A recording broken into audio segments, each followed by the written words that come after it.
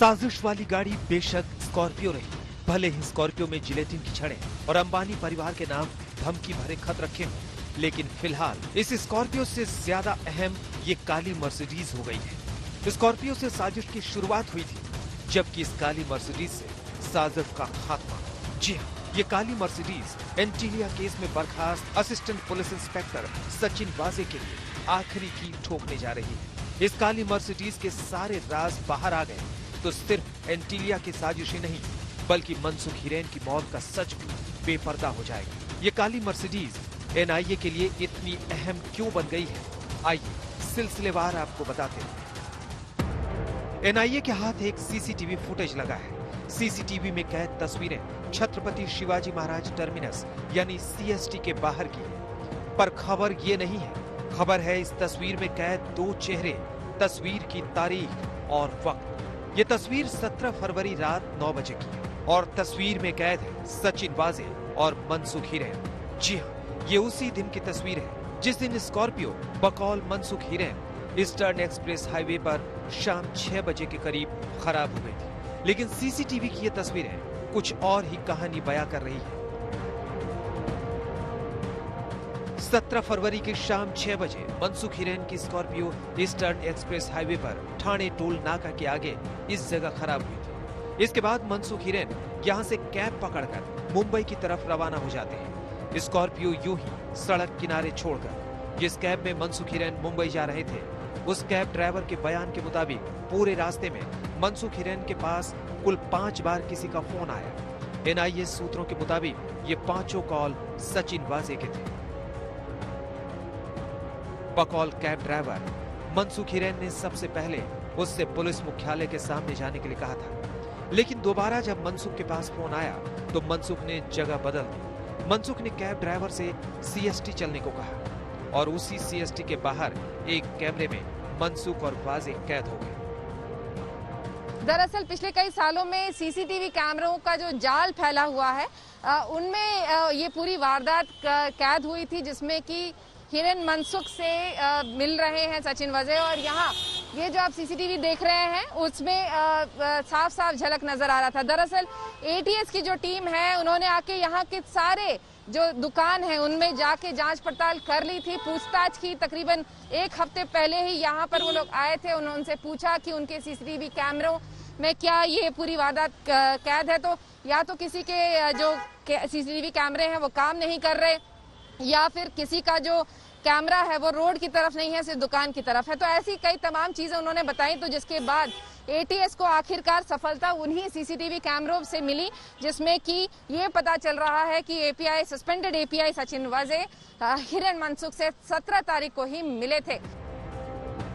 NIA के पास मौजूद CCTV footage के हिसाब से सचिन वाजे 17 फरवरी की देर शाम काली मर्सिडीज में मुंबई पुलिस मुख्यालय जाते हुए दिखाई पड़ते हैं। इसके बाद देर शाम वो उसी काली मर्सिडीज में फिर से क्राइम ब्रांच के दफ्तर से बाहर निकल जाते हैं। इसके बाद काली मर्सिडीज सीएसटी के बाहर दिखती है, एक चौराहे पर। हालांकि उस वक्त उस चौराहे पर ग्रीन सिग्नल था, लेकिन मर्सिडीज आगे नहीं बढ़ती बल्कि साइड में खड़ी रहती है, मर्सिडीज की पार्किंग लाइट ऑन करके। इसके कुछ सेकंड के बाद ही सीसीटीवी फुटेज में इसी लाल बत्ती के पास खड़ी मर्सिडीज के करीब अचानक मनसुख हिरेन नजर आते हैं। मनसुख हिरेन मर्सिडीज में बैठ जाते हैं। इसके बाद मर्सिडीज आगे बढ़ जाती है। कुछ देर बाद जीपीओ के सामने ये मर्सिडीज फिर देखी जाती है। इस बार मर्सिडीज को फिर से सड़क किनारे पार्क किया गया था। इस बार मर्सिडीज सड़क किनारे करीब 10 मिनट तक रुकी रहती है। 10 मिनट बाद मर्सिडीज से मनसुख हिरेन उतरते हुए नजर आते हैं। मनसुख के कार से उतरते ही मर्सिडीज वापस मुंबई पुलिस मुख्यालय क्राइम ब्रांच सीआईयू के दफ्तर की तरफ चली जाती है। एनआईए को शक है कि 17 फरवरी की देर शाम इसी मुलाकात के दौरान मनसुख हिरेन ने स्कॉर्पियो की चाबी सचिन वाजे को दी थी। सचिन वाजे ने उसी रात ये चाबी अपने साथी पुलिस वाले को दी, जिसने 17 फरवरी की रात को ही ईस्टर्न एक्सप्रेस हाईवे से स्कॉर्पियो उठाकर सचिन वाजे के घर ठाणे पहुंचा दी। इस पूरे कहानी की शुरुआत 17 फरवरी को इसी जगह से शुरू होती है जहां पर इस वक्त हम मौजूद है। ये है मुंबई का बिक्रोली इलाका। एनआईए और एटीएस सोर्सेस की माने तो ये कार कभी इस इलाके से चोरी ही नहीं हुई। सबसे पहली वजह इसके अंदर ये प्रॉपर प्लानिंग की गई थी। आप इस इलाके को समझिए, पूरी तरीके से सुनसान रास्ता है। अंधेरा होने के बाद यहाँ पर स्ट्रीट लाइट तक मौजूद नहीं है, यहाँ पर कोई सीसीटीवी कैमरे नहीं लगे हैं और ऐसी जगह पे वो गाड़ी यहाँ पर लगा के गए। पुलिस का ऐसा कहना है मनसुख हिरेन ने ही अपने कार की चाबी किसी सीआईयू ऑफिशियल को दी।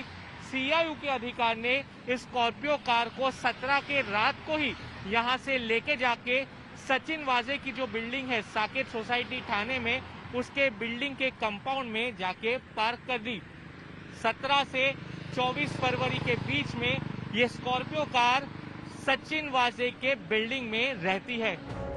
इसके बाद 17 से 24 फरवरी तक स्कॉर्पियो थाने में सचिन वाजे के इसी साकेत हाउसिंग कॉम्प्लेक्स में खड़ी रही। 25 फरवरी को स्कॉर्पियो सचिन वाजे खुद घर से चलाकर निकलते हैं और देर रात फिर यही स्कॉर्पियो एंटीलिया के बाहर खड़ी मिलती है। एनआईए की टीम ने क्राइम ब्रांच के दफ्तर के बाहर मौजूद जब इस काली मर्सिडीज की तलाशी ली तो कुछ ऐसे सबूत भी मिले जो बहुत मुमकिन है कि मनसुख हिरेन की मौत का राज फाश कर सकते हैं। एनआईए को शक है कि 4 मार्च की रात मनसुख हिरेन जब अपने घर से निकले थे, उसके बाद किसी तय जगह पर इसी काली मर्सिडीज में बैठे थे। बहुत मुमकिन है कि मनसुख हिरेन को इसी काली मर्सिडीज में बिठाकर मुंब्रा क्रीक के करीब उस जगह ले जाया गया जहां बाद में उनका कत्ल हुआ। अगर ऐसा है तो फिर सवाल ये है कि 4 मार्च की रात काली मर्सिडीज में मनसुख हिरेन के अलावा और कौन कौन से लोग बैठे हुए थे। एनआईए सूत्रों के मुताबिक मनसुख हिरेन सचिन वाजे और उनकी इस काली मर्सिडीज से अच्छी तरह वाकिफ थे। इसी वजह से बड़े आराम से वो उस रात मर्सिडीज में बैठ गए, यानी उन्हें जबरन बिठाने की नौबत ही नहीं आई। एनआईए को यह भी शक है कि बहुत मुमकिन है कि मौत से पहले इसी गाड़ी में उसके साथ मारपीट भी हुई। फिलहाल ये मर्सिडीज एनआईए के कब्जे में है और छोटे से छोटे सबूत को जुटाने के लिए, खासतौर पर 4 मार्च का सच जानने के लिए इसकी फॉरेंसिक जांच भी कराई जा रही है। यहाँ सबसे अहम बात यह है कि जब सचिन वाजे और मनसुख के रिश्ते की खबर लीक हुई तब सचिन वाजे ने बाकायदा ये कहा था कि 17 फरवरी को वो मनसुख हिरेन से नहीं मिले थे। फोन पर उनकी बात जरूर हुआ करती थी, लेकिन सीएसटी के बाहर का सीसीटीवी फुटेज ये चुगली खा गया कि जिस दिन स्कॉर्पियो की चोरी का नाटक रचा गया उस दिन मनसुख हिरेन से सचिन वाजे मिले थे। एनआईए की टीम मनसुख हिरेन के मोबाइल की भी खोजबीन में लगी है, जो 4 मार्च की रात से ही गायब है। ये मोबाइल फोन रात 10:30 बजे बंद हो गया था। इसके बाद रात करीब 12:30 बजे इसका आखिरी लोकेशन वसई में पाया गया था। अगर मनसुख का मोबाइल हाथ लग जाए तो बाकी बचे सवालों के जवाब भी सामने आ जाएंगे। एनआईए को शक ही नहीं, यकीन है कि मनसुख हिरेन के फोन को सचिन वाजे और उनके साथ साजिश में शामिल पुलिस वालों ने ही कहीं छुपा रखा है। शक ये भी है कि फोन को मनसुख के साथ साथ मुंब्रा के समंदर में फेंक दिया गया।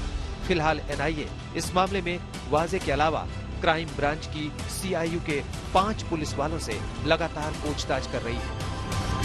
एनआईए का मानना है कि जो शख्स सचिन वाजे के साथ इस पूरे घटनाक्रम को अंजाम दे रहा था वो और कोई नहीं, मुंबई क्राइम ब्रांच में ही कार्यरत है। उसकी पूरी जानकारी एनआईए जुटा चुकी है, लेकिन उसके खिलाफ पूरी तरीके से अभी पुख्ता सबूत नहीं है। जैसे ही पुख्ता सबूत मिलते हैं उसकी भी गिरफ्तारी हो सकती है।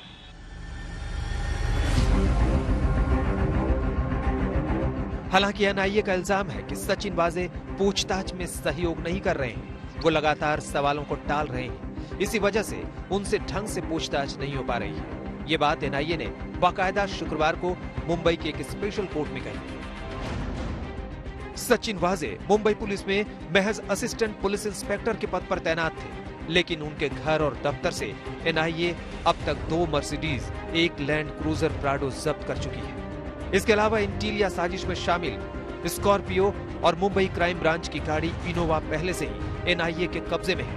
एनआईए सूत्रों के मुताबिक सचिन वाजे और भी कई प्राइवेट कार का इस्तेमाल किया करते थे, जिनकी तलाश की जा रही है। मुंबई से विद्या और सौरभ वक्तानिया के साथ शम्स ताहिर खान, आज तक।